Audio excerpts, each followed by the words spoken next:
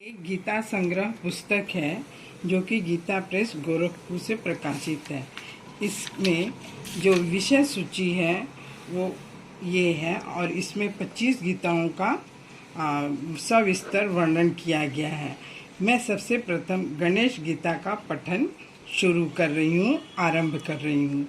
और ये इसमें भगवान श्री गणेश जी द्वारा ब्रह्म विद्या का उपदेश देते हुए उन्हें दिखाया गया है या हमें समझाया गया है। अब मैं पहला अध्याय गणेश गीता का पठन कर रही हूँ। इसमें गणेश गीता गणेश पुराण के क्रीड़ा खंड के अंतर्गत कुल 11 अध्यायों में से विस्तृत है। इसमें मूल रूप से संपूर्ण विघ्नों के नाशक गणेश जी द्वारा राजा वरेण्य को दिए गए ब्रह्म विद्या रूपी उपदेशों का वर्णन है, जिसे व्यास जी द्वारा अनादि सिद्ध योग कहा गया है। इसे सुनकर राजा को मुक्ति पद प्राप्त हो गया। इसी परम ज्ञान को व्यास जी ने सुत जी को सुनाया। फिर क्रमशः ऋषि शौनक तथा परम भागवत शुकदेव जी ने इसे प्राप्त किया। उपदेशों के विषय प्रायः भगवत गीता के समान ही है। इस गीता में कर्म योग, सांख्य योग, भक्ति योग, योग साधना, प्राणायाम, मानस पूजा, सगुणोपासना, विभूति योग, गणेश जी के विश्व रूप का दर्शन, विविध प्रकृति तथा उसके अनुसार जीव की गति आदि अन्यान्य महत्वपूर्ण विषयों का वर्णन है, जो साधारण एवं तत्व ज्ञान की दृष्टि से बड़ा कल्याणकारी है। इस गीता के अंत में इसके पाठ तथा मनन करने का महात्म्य भी वर्णित है। गाणपत्य संप्रदाय के अत्यंत सम्मानीय इस ग्रंथ पर संस्कृत तथा मराठी में कई टीकाएं भी मिलती है, जो इसकी विशिष्टता की परिचायक हैं। इसी गणेश गीता का यहाँ सानुवाद प्रस्तुत किया जा रहा है और मैं पठन कर रही हूँ। पहला अध्याय शुद्ध शौनक संवाद में गणेश गीता का उपक्रम। इसमें शुकदेव जी बोले, पूर्व काल में महात्मा शौनक के पूछने पर सुत जी ने व्यास जी के मुख से श्रवण की हुई गीता का वर्णन किया था।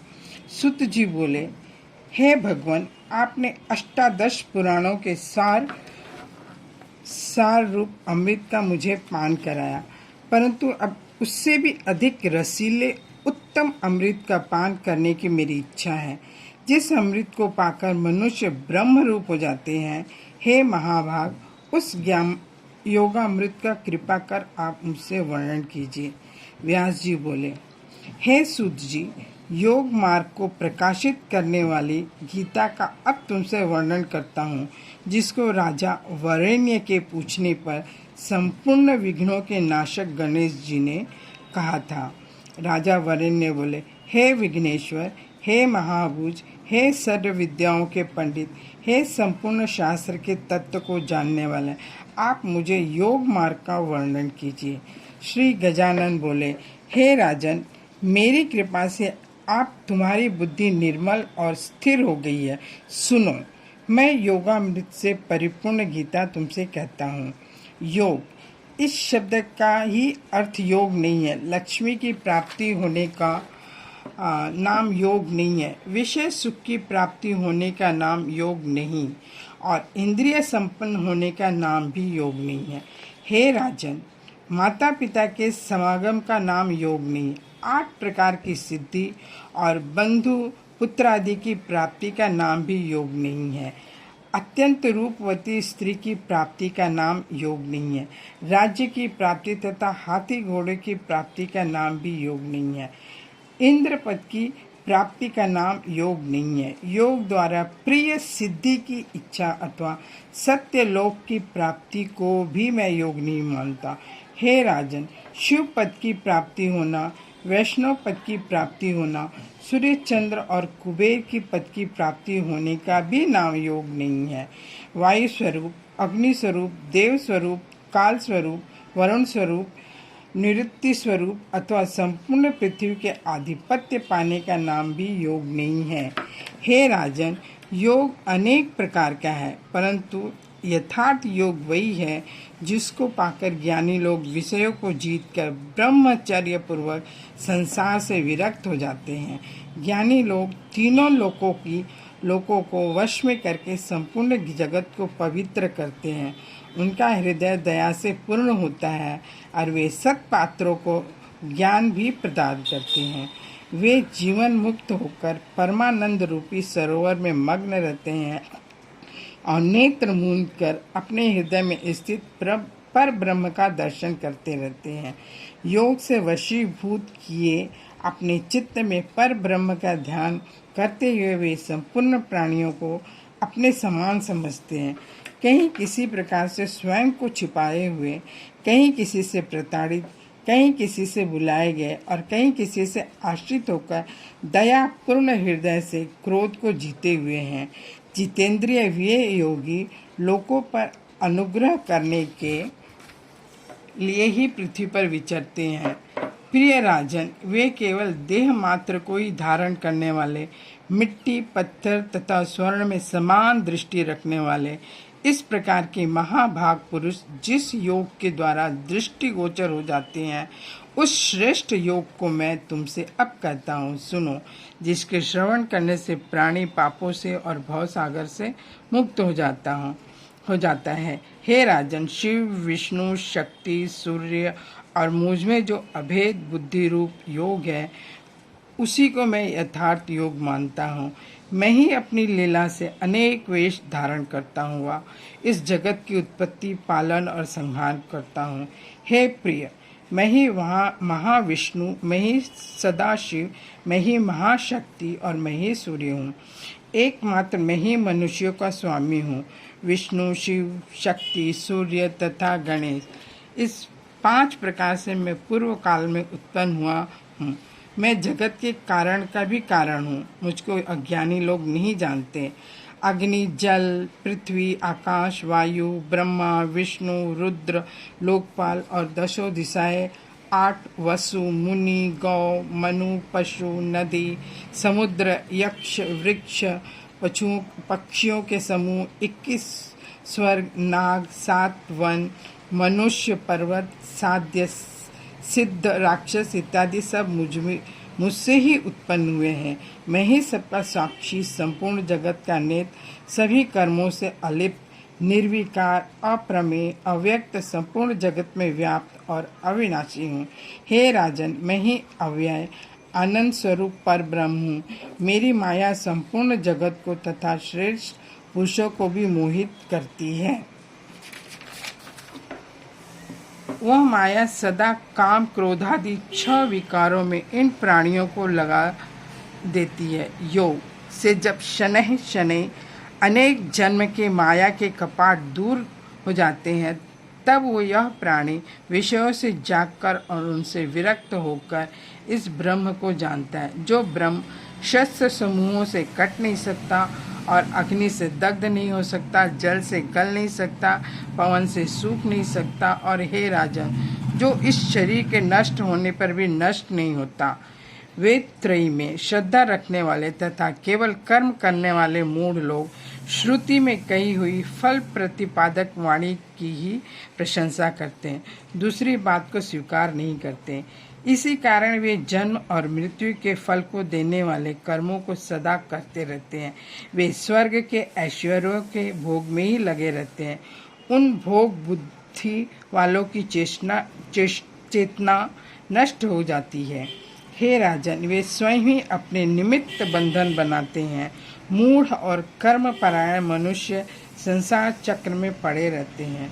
जिसके लिए जो कर्म विधान है वह कर्म मुझे अर्पण कर देना चाहिए, तभी इन प्राणियों के कर्म रूप बीजों के महान अंकुर नष्ट हो सकते हैं।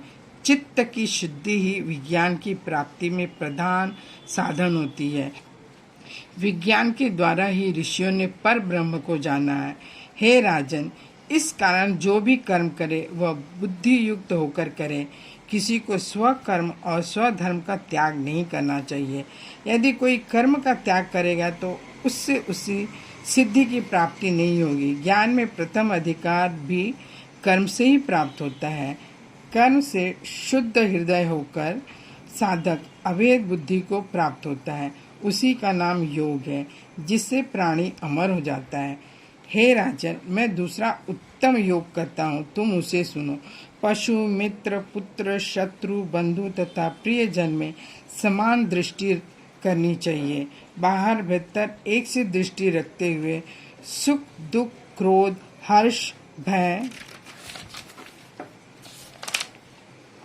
इनमें समान रहना चाहिए। रोग की प्राप्ति हो चाहे भोग की प्राप्ति हो, जय हो या विजय हो, लक्ष्मी की प्राप्ति हो या अप्राप्ति हो, हानि लाभ, जन्म मरण, इन सब में मन को समान रखना उचित है। संपूर्ण वस्तुओं में समान भाव से बाहर भीतर मुझे स्थित जानना। सूर्य, चंद्रमा, जल, अग्नि, शिव, शक्ति, वायु, ब्राह्मण, सरोवर, पापहारी, महानदी, तीर्थ क्षेत्र, विष्णु, संपूर्ण देवता, यक्ष, उरग, गंधर्व, मनुष्य और पक्षी, इन सब में जो मुझे सदा समान दृष्टि से देखता है, वही योग को जानने वाला कहलाता है। हे राजन, जो ज्ञान द्वारा इंद्रियों को विषयों से हटाकर सर्वत्र समान बुद्धि रखता है, वही मेरी दृष्टि में योगी है। अपने धर्म में आसक्त चित्त वाले प्राणी की दैव योग से जो आत्मा और अनात्मा के विचार की बुद्धि उत्पन्न होती है, उस बुद्धि के योग का ही नाम योग है। और उसी बुद्धि के न होने से यह प्राणी धर्म अधर्म का त्याग कर देता है। इस कारण योग में बुद्धि लगाना उचित है। कर्तव्य कर्मों में कुशलता ही योग है। जितेंद्रिय और बुद्धिमान व्यक्ति धर्म और अधर्म के फल का त्याग करके जन्म बंधन से मुक्त होकर अनामय परम पद को प्राप्त होता है। जब इस प्राणी की बुद्धि अविद्या के अंधकार से अविद्या से रहित होगी, तब क्रम से इस प्राणी का सकाम वेद वाक्यादियों आदिकों में वैराग्य हो जाता है। जब तीनों वेदों में प्रतिपादित किए गए सकाम कर्म से यह बुद्धि पूर्णता और परमात्मा में लगकर निश्चल हो जाती है, तब इस प्राणी को योग की प्राप्ति होती है। हे प्रिय, जब यह बुद्धिमान व्यक्ति मन की संपूर्ण इच्छाओं का त्याग कर दे और अपनी आत्मा में आप ही से संतुष्ट हो जाए, तब यह स्थिर बुद्धि कहलाता है। किसी प्रकार के भी संसारिक सुखों में तृष्णा न रखने वाला, दुख में अनुद्विग्न, भय, क्रोध और राग से रहित व्यक्ति स्थिर बुद्धि कहा गया है। जिस प्रकार से कछुआ सब ओर से अपने अंगों को सिकोड़ लेता है, इसी प्रकार से योगी को उचित है कि वह विषयों से इंद्रियों को समेट ले। भोजन त्यागने वाले साधक के विषय तो नष्ट हो जाते हैं, परंतु उनका अनुभव बना रहता है। ब्रह्म की प्राप्ति होने से वह राग भी नष्ट हो जाता है। हे राजन, इंद्रिय गण मोक्ष के लिए प्रयत्न करने वाले विद्वान पुरुष का भी मन बलात् हर लेती है। इस कारण बुद्धिमान पुरुष को इंद्रियों को वश में करने का यत्न करना चाहिए। इंद्रियों को वश में करके योगी सदा मेरे परायण होना चाहिए। जिसकी इंद्रियां वश में हो गई हैं, उसी को स्थित प्रज्ञ कहते हैं।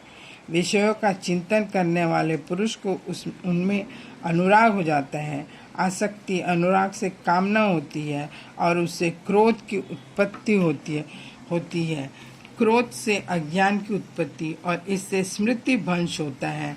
स्मृति भ्रंश से बुद्धि नष्ट होती है और बुद्धि नष्ट होने से वो प्राणी भी नष्ट हो जाता है। अनुराग और द्वेष से रहित, अपने वश में आई इंद्रियों से विषयों का भोग करके भी चित्त को अपने वश में रखने वाले महापुरुष संतोष और शांति को प्राप्त होते हैं। संतोष की प्राप्ति होने से तीनों प्रकार के दुख नष्ट हो जाते हैं। इसी प्रकार स्थिर प्रज्ञा वाले योगी का मन प्रसन्न रहता है। हे राजन, बिना चित्त प्रसन्न हुए बुद्धि की प्राप्ति नहीं होती और बुद्धि के बिना श्रद्धा नहीं होती और श्रद्धा के बिना शांति नहीं होती और शांति के बिना सुख नहीं होता।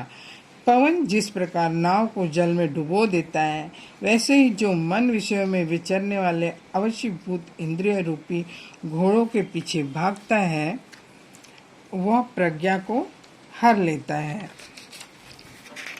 हे राजन, अज्ञान से आच्छादित संपूर्ण प्राणियों के लिए जो आत्मज्ञान रात्रि स्वरूप है, उसमें इंद्रियों को वश में करने वाले संयमी योगी जागते हैं और जिस विषय बुद्धि में संपूर्ण प्राणी जागते हैं वह विषय भोग ज्ञानियों के लिए रात्रि स्वरूप है।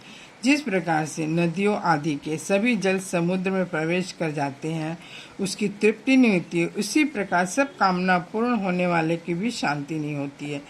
इस कारण प्राणी को उचित है कि सब प्रकार से विषयों की ओर दौड़ती हुई इंद्रियों को वश में करे, तब उसकी बुद्धि स्थिर हो जाती है। जो ममत्व, अहंकार और सब कामनाओं का त्याग करता है, नित्य ज्ञान में मग्न रहता है, वह ज्ञान से मुक्ति को प्राप्त हो जाता है। हे राजन, जो वृद्धावस्था को प्राप्त होकर भी दैव गति से इस ब्रह्म ज्ञान युक्त बुद्धि को प्राप्त हो जाता है वह जीवन मुक्त हो जाता है। इति श्री गणेश पुराणे गजानन वरेण्य संवादे गणेश गीतायां सांख्य सारार्थ योगे नाम प्रथमो अध्याय। ओम।